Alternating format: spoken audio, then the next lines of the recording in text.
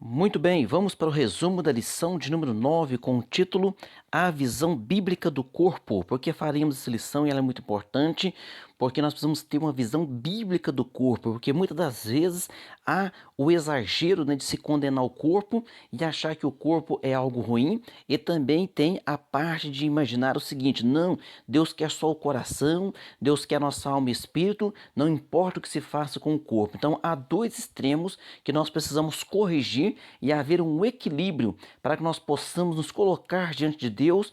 Nós devemos nos colocar diante de Deus corpo, alma e espírito a serviço do Criador. O texto áureo está dizendo em 1 Coríntios 6:13, parte B: mas o corpo não é para prostituição, vírgula, senão para o Senhor, vírgula, e o Senhor para o corpo. Verdade prática, o corpo é o templo, é casa, então, né? O corpo é templo do Espírito Santo e por isso deve ser conservado em santificação até a volta de Cristo. Então o corpo ele é a casa, morada do Espírito Santo de Deus, e também é o tabernáculo, é também o templo da nossa alma e espírito com letra minúscula. Então nós temos corpo, alma e espírito, e também quando cremos em Jesus de todo o nosso coração, o Espírito Santo com letra maiúscula passa a habitar dentro de nós para nos orientar, né, e nos manter. Ele é o selo para nos manter em Cristo.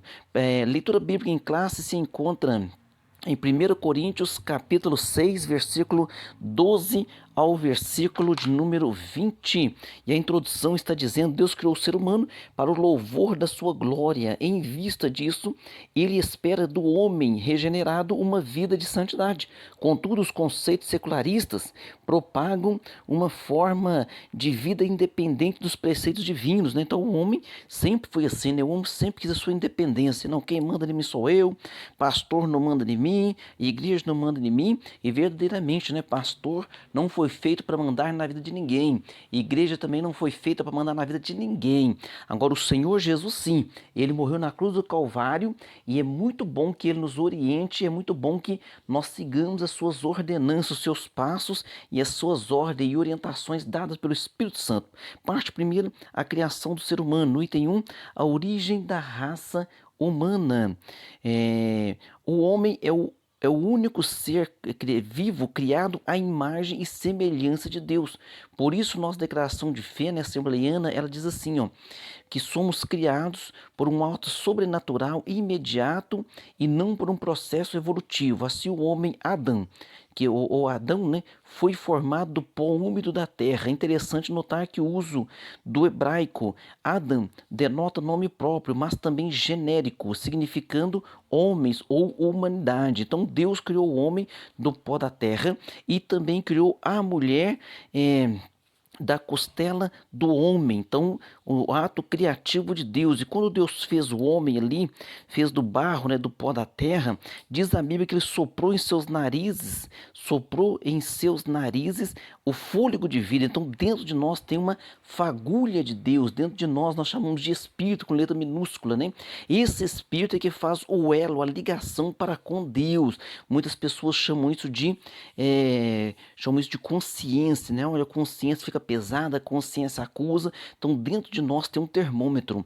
No item 2, a constituição do ser humano. Nossa declaração de fé professa que a natureza humana consiste numa parte externa, que é o corpo ou carne, chamada de homem exterior, e uma parte interna, denominada de homem interior, composta de espírito e alma.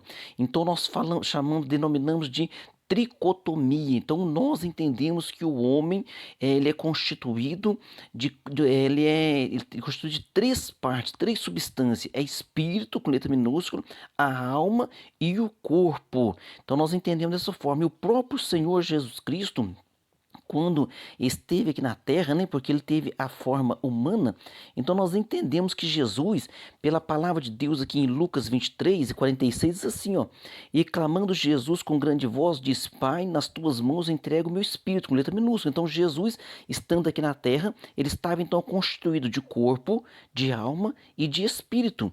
Então está bem claro aqui a palavra de Deus nesse aspecto. E também aqui nós vamos ver uma outra passagem bíblica dizendo assim, ó, Lucas 24:39, quando Jesus se apresenta aos seus discípulos ressuscitado, eles ficam, né, apavorados ou atônitos e sem entender muita coisa. Então Jesus diz a eles assim, ó, vede as minhas mãos e os meus pés, que sou eu mesmo, tocai-me e vede, pois um espírito não tem carne nem ossos. Ou seja, ele está dizendo, olha, porque o anjo é espírito, então ele está dizendo, não é um anjo e também não é um fantasma, porque fantasma não existe. Então ele está dizendo, olha, pois um espírito não tem carne nem ossos, como vedes que eu tenho. Então Jesus se apresenta ali ressurreto, né, aos seus apóstolos, aos seus discípulos. Então ele está dizendo corpo, alma e espírito. E a Bíblia de Estudo Pentecostal, ela leciona que o nosso espírito é o componente pelo qual temos a comunhão para com Deus, a comunhão para com o Espírito Santo, essa ligação. Então o espírito nosso, com letra minúscula, ele é a ligação para com Deus. No item 3 da parte primeira, queda e restauração humana. A Bíblia revela que todas as áreas de nosso ser foram afetadas pelo pecado. Então, quando o homem original, o primeiro homem ali, o Adão, quando ele peca, nós chamamos de pecado original, e isso afetou toda a humanidade, né? Esse pecado original vem para toda a humanidade, e nós entendemos que o pecado, ele traz um prejuízo para o homem na sua totalidade. Então, na teologia sistemática, uma perspectiva pentecostal diz assim, ó, embora constituído de 3 substâncias, se o ser humano for afetado em um elemento de sua constituição humana, ele será afetado inteiramente. Então, nessa perspectiva, a vida espiritual não pode estar desassociada do seu corpo. E a Bíblia, então, fala em 1 Coríntios 6:20, diz assim, ó, glorificai, pois, a Deus no vosso corpo, no vosso espírito, os quais pertencem a Deus. Então, nós temos que glorificar a Deus lá dentro de nós e temos que glorificar a Deus através do corpo. Por quê? Porque tudo é feito através do corpo. Porque como eu poderia adorar a Deus fora do corpo? Que eu tenho que, com o meu corpo, ir até a casa do Senhor e adorá-lo. Com o meu corpo na minha casa, eu tenho que abrir a Bíblia, então eu vou usar o meu corpo. Se eu for dobrar o meu joelho, eu tenho que usar o meu corpo. Então, não tem como eu fazer algo fora do corpo. E a Bíblia diz que tudo, no juízo final, nós vamos ser julgados por aquilo que nós fizemos através do corpo. Então, é uma passagem, vamos dizer assim, de fácil entendimento. Agora aqui em 1 Coríntios, em 1 Tessalonicenses, capítulo 5, versículo 23, a Bíblia diz, e o mesmo Deus de paz vos santifique em tudo, tudo, e todo o vosso espírito, letra minúscula, espírito, todo o vosso espírito, não é uma parte do espírito, não é a parte dentro de nós, todo o nosso ser, todo o vosso espírito e alma e corpo sejam plenamente conservados e irrepreensíveis para a vinda de nosso Senhor Jesus Cristo. Alguém diz, pastor, mas como que nós poderíamos conseguir isso? Não, veja bem, queridos, não é pela nossa força, é pela atuação do Espírito Santo dentro de nós e através de nós. É a graça de Deus sobre a nossa vida. Amém? Parte 2, a visão bíblica do corpo. No item 1, a parte exterior do homem. Então, o termo grego soma é normalmente identificada a parte exterior do ser humano. O termo carne do grego é sarche. Quando se refere ao homem físico, inclui a sua dimensão exterior. Ambos os termos indicam a parte visível e material da natureza humana. O corpo é o invólucro, o corpo é o invólucro da parte material, ou seja, o corpo é o tabernáculo, o corpo é a casa, né? O corpo nosso, então, é o tabernáculo, é a casa onde consiste a nossa alma e nosso espírito. Agora, esse tabernáculo, esse corpo, através do pecado original, ele agora entrou a morte. O que é a morte? A morte nada mais é do que a separação. A palavra morte significa separação. Então a morte é a separação do corpo com a nossa parte imaterial dentro de nós, que é a alma e espírito. Então, quando o nosso corpo cessa a sua atividade, quando ele não tem mais atividade vital, dentro de nós, a nossa alma e espírito, ela deixa esse tabernáculo e ela vai para aquilo que Deus determinou. Ou ela vai ser escoltada pelos anjos ao paraíso, que antigamente chamado seio de Abraão, ou ela desce para o inferno, que são provisórios. Tanto o paraíso é provisório como o inferno é provisório, até chegar quando a pessoa é salvo e vai ao paraíso, ele aguarda o tribunal de Cristo, e quando ele não é salvo e desce ao inferno, ele aguarda o julgamento final do grande trono branco.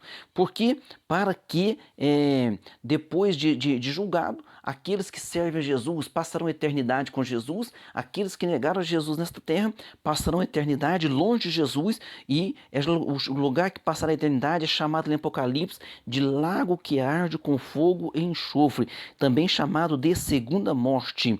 No item 2, templo do Espírito Santo, a Escritura declara que o corpo não é para prostituição, senão para o Senhor. 1 Coríntios 6:13. Então o corpo não é para prostituição, senão para o Senhor. Isso significa que o corpo pertence ao Criador e a ele deve ser unido. Então o nosso corpo pertence ao Criador, então não é de nós mesmos, né? Então aquela frase famosa, né, meu corpo, minhas regras, ela é antibíblica. Por quê? Porque na verdade não é nosso, na verdade é do Criador. Alguém diz, pastor, mas isso é de Deus, por que que nós pecamos, por que nós sentimos vontade de pecar? Porque quando o Adão peca lá no início, esse pecado original que nós falamos, né, o termo é carnalidade. Então essa carnalidade, ela está também dentro de nós. Nós precisamos o quê? Nós precisamos confrontá-la, nós precisamos, através da ação de Deus em nossa vida, nós precisamos diminuir, né? Não alimentar a carne, de deixar ela ali fraquinha, e alimentar nossa alma e espírito com as coisas que são de Deus. Em 1 Coríntios 6, lemos que os nossos corpos são salvos, os corpos dos salvos são metaforicamente membros do corpo de Cristo. Olha a importância. Por isso que nós não podemos praticar atos de imoralidade. Pastor, mas ninguém é perfeito, irmão. Nós precisamos o quê? Pedir perdão a Deus e procurar o quê? Não viver no pecado, não ter alegria com o pecado. Precisamos vencer o pecado pela ação do sangue do Senhor Jesus Cristo. Então a Bíblia diz que nós somos membros do corpo de Cristo. Então veja bem, o corpo de Cristo, Cristo é a cabeça, Cristo é perfeito, Cristo é maravilhoso, e a igreja do Senhor Jesus Cristo, ela é comparada ao corpo de Cristo. Agora, individualmente, somos templo do Espírito Santo. O Espírito Santo habita em nós e nos leva até Cristo e nos faz componentes do corpo de Cristo. Agora você, como igreja, a igreja é o corpo de Cristo. Então a igreja, ela é santificada, ela é imaculada, ela é perfeita. Claro que nós não somos perfeitos, mas Cristo nos faz perfeito pelo seu sacrifício. Por isso nós devemos andar em santificação. Nós precisamos o quê? Fugir da aparência do mal e pedir a graça e misericórdia de Deus. Só assim venceremos. No item 3, glorificado na ressurreição. A ressurreição de Cristo aniquilou o império da morte e garantiu a nossa ressurreição. Entre a morte e a ressurreição, há um estado intermediário onde a parte material, né, que é a alma e espírito, ela subsiste do modo consciente. Interessante aqui que ele colocou duas passagens. Quais são as passagens? A história do rico e Lázaro, que após a morte eles permanecem conscientes, né? Tanto aquele que vai para o seio de Abraão, que Jesus chamou de paraíso, quanto aquele que vai para o Hades, inferno, os dois permanecem conscientes. E também ele colocou a passagem ali no Monte da Transfiguração, de Cristo é glorificado, onde ele está ali, ele leva junto com a mente com ele, ele leva Pedro, Tiago e João, e quando ele começa ali, ele vai a uma certa distância, começa a orar, ele começa a ser glorificado, ele começa a ser, as suas vestes começam a ser embranquecidas, e perto dele aparece Moisés e Elias conversando com ele. E quando isso acontece, que é chamado o Monte da Transfiguração, e eles ficam atônitos, né? Eles ficam ali vendo aquilo, tanto é que Pedro fala assim, quer que façamos aqui uma cabana para ti, uma cabana para Moisés, né? E Pedro fala assim, e também uma cabana para Elias. Então você vê que Pedro nem pensou nele, né? Então ali, aqui essa passagem aqui é do rico e Lázaro, tá? E essa outra passagem aqui é do Monte da Transfiguração. Então ali está dizendo assim, ó, e estando ele orando, transfigurou-se o Monte da Transfiguração, a aparência do seu rosto e as suas vestes ficaram brancas. Então isso aqui significando como será o arrebatamento. O arrebatamento, nós seremos transformados em corpo glorioso. E aqui Jesus está transfigurando. E é interessante que o pessoal pensa que no arrebatamento, né, as pessoas vão sumir da terra e vai cair roupa, não, é transfigurado é o corpo todo, a vestimenta que ele está. Isso aconteceu aqui com Jesus, ó. E é muito claro essa passagem. A aparência do seu rosto e suas vestes ficaram brancas e muito resplandecentes. E apareceu falando com ele Moisés e Elias. E falavam a respeito do quê? Diz assim, ó, os quais apareceram com glória e falavam da sua morte, a qual havia de cumprir-se em Jerusalém. Olha que coisa maravilhosa, que coisa esplêndida, né? Estudar as coisas que concernentes a obra de Deus, as bênçãos de Deus sobre a nossa vida. Então, o nosso corpo será, aqueles que já morreram em Cristo vão ressuscitar em corpo glorioso, nós que ficarmos vivos seremos transformados em corpo glorioso. Qual o corpo glorioso, pastor? Aquele que Jesus ressuscitou dos mortos. E aqui no Monte da Transfiguração, tem-se ali, né, um aperitivo, vamos dizer assim. Jesus, né, deu uma pequena amostra para eles do que será e ficaram maravilhados, né? Ficaram maravilhados, porque a obra de Deus é certamente maravilhosa. Parte última e terceira, a visão secular do corpo. Então, nós temos no item 1 hedonismo e narcisismo. O que é o hedonismo? É a obtenção do prazer e a fuga do sofrimento são prioridades. Então, obtenção do prazer, não, se te dá prazer, se você se sente bem, está correto. Você se sente bem, veja bem, irmão, tudo que eu me sinto bem eu posso fazer, pastor? Não, você tem que observar a palavra, tem que ser guiado pelo Espírito Santo, pela palavra de Deus. Então, não é tudo que me dá prazer que eu deva fazer, porque aquilo que não é agradável a Deus me dá prazer momentâneo, instantaneamente, mas depois vem um peso sobre a minha alma e sobre a minha consciência.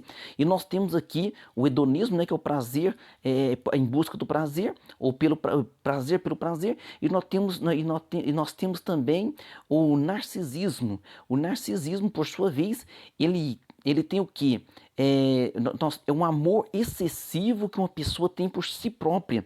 E nisso o que acontece? A pessoa, ela começa por buscar um corpo ideal, ela começa a querer uma estética ideal, mas segundo o quê? Segundo a cultura da sua época. Vou dar um exemplo. Na época de Daniel, por exemplo, lá no palácio, o rei estava alimentando eles ali. Por quê? Porque naquela época, quando a pessoa era mais gordinha, ela era uma pessoa, então, dada como uma pessoa abençoada pelos deuses.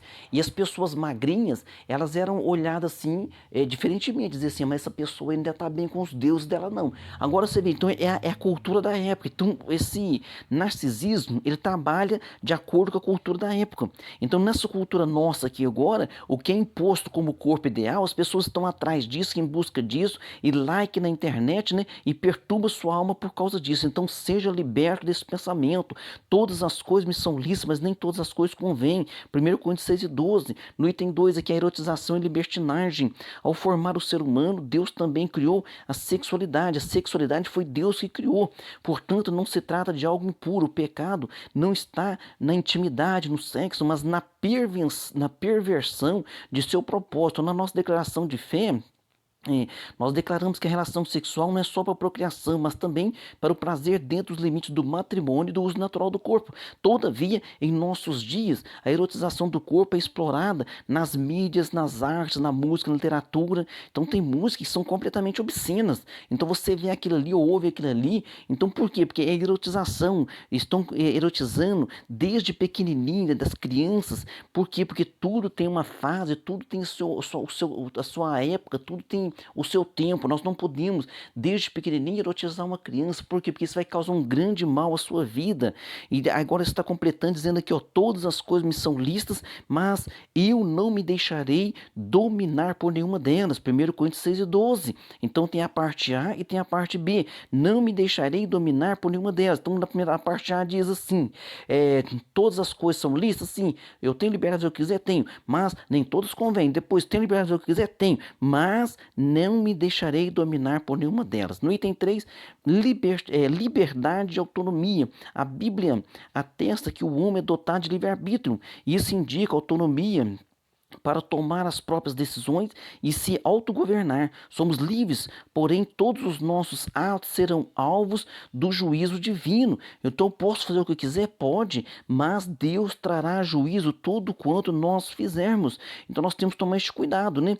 Porque os adeptos deste pensamento atuam contra o corpo, porque o que eles querem? A legalização do aborto, da prostituição, das drogas, do suicídio assistido. Então tudo isso aí é para que prejudique o corpo, o templo do Espírito Santo. Então tudo isso aí depois traz prejuízos psicológicos, psíquicos para a pessoa. Então a Bíblia diz bem claro, né? Em 1 Coríntios 6:19, ela começa dizendo, não sabeis, depois encerra dizendo que não sois de vós mesmos, nós não somos de nós mesmos, somos pertencentes ao Deus Todo-Poderoso. Jesus te ama, Deus te ama e é Ele que transforma as nossas vidas. Conclusão, criado da terra, né, do barro, a imagem e semelhança divinas, o homem é constituído de 3 substâncias, espírito, alma e corpo. corpo. Nessa concepção, não podemos pecar contra o corpo sem afetar o espírito e a alma. Então, nós temos que tomar esse cuidado. O corpo é a morada do espírito que não habita em santuário impuro. Então, o nosso corpo é templo do Espírito Santo, que não habita em santuário impuro. Ou seja, o Espírito Santo, além de limpar o nosso coração, ele quer manter-o limpo, para manter habitando nele, para que nos leve até Jesus no último dia, no arrebatamento da igreja. Perguntas número 1. Como a nossa declaração de fé expressa a nossa constituição humana? Ela expressa da seguinte forma, que a natureza humana consiste numa parte externa, o corpo ou a carne, né, é chamada de homem exterior, e uma parte interna denominada de homem interior, composto de espírito e alma. Então essa constituição humana é denominada de tricotomia, ou seja, 3 partes, alma, espírito e corpo. Amém? Pergunta 2, como é requerida? Como é requerida a irrepreensível conduta do ser humano? É requerida no espírito, na alma e no corpo. Então, está em 1 Tessalonicenses 5:23. Nós devemos manter diante de Deus, né, nos colocar diante de Deus, irrepreensíveis e santificarmos corpo, alma e espírito. Na pergunta 3, como o corpo é identificado na Bíblia? Ele é identificado como um tabernáculo, uma casa, né, onde habita a alma e o nosso espírito com letra minúscula, e aonde passa a habitar também o Espírito Santo com letra maiúscula. Pergunta 4, por que os corpos dos salvos não devem praticar atos imorais? Por que não devem praticar atos imorais? Porque a parte material do salvo deve ser santa e usada para glorificar a Deus. Em 1 Coríntios 6, lemos que os corpos dos salvos são metaforicamente membros do corpo de Cristo. Então, por isso nós temos que nos manter em santidade. Pergunta 5, no atual cenário, o que as ideias secularistas promovem? Promove o hedonismo, né? Prazer em busca do prazer, narcisismo, onde a pessoa quer a todo custo, né, estar de acordo com a estética atual, da moda, da cultura da época. Ela ama a si mesma acima de tudo, né? E erotização, libertinagem e etc. Então, que Deus nos ajude, que Deus nos guarde e que nós possamos, com muito equilíbrio, estar servindo a Deus e fazendo a sua vontade. Que Deus te abençoe e até a próxima aula.